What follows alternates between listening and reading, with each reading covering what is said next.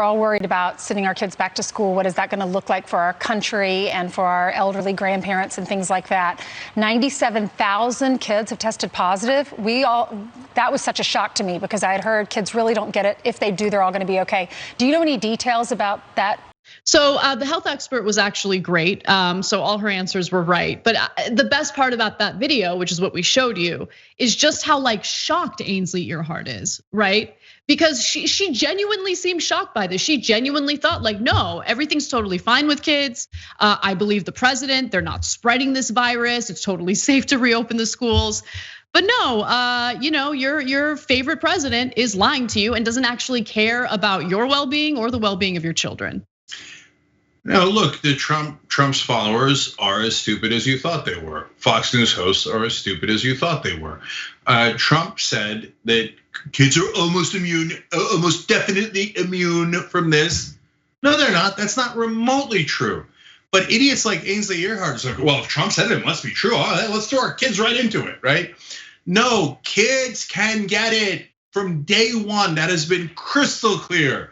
They are not at all immune from it. They could definitely get it. But it is also true that it does not affect them as severely as older people. So give context to the 86 kids who died.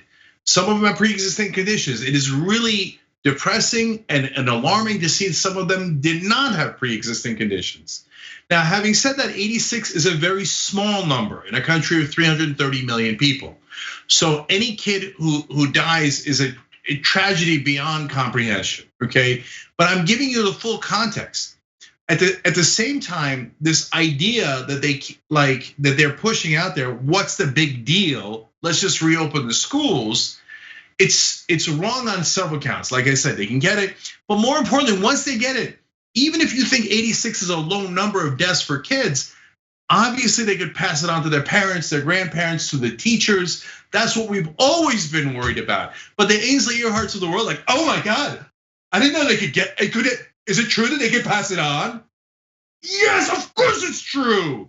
And that's what we've been worried about from day one. So the United States, in terms of the transmission of this virus, is the worst country. Coming in at number 2 is Brazil. And some new data says that the United States topped 5 million reported infections over the weekend.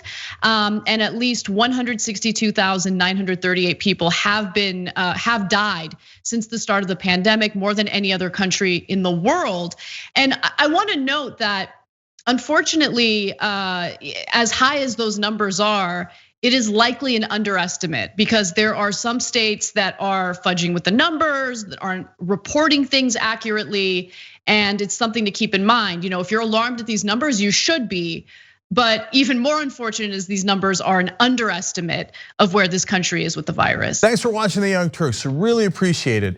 Another way to show support is through YouTube memberships. You'll get to interact with us more. There's live chat emojis, badges.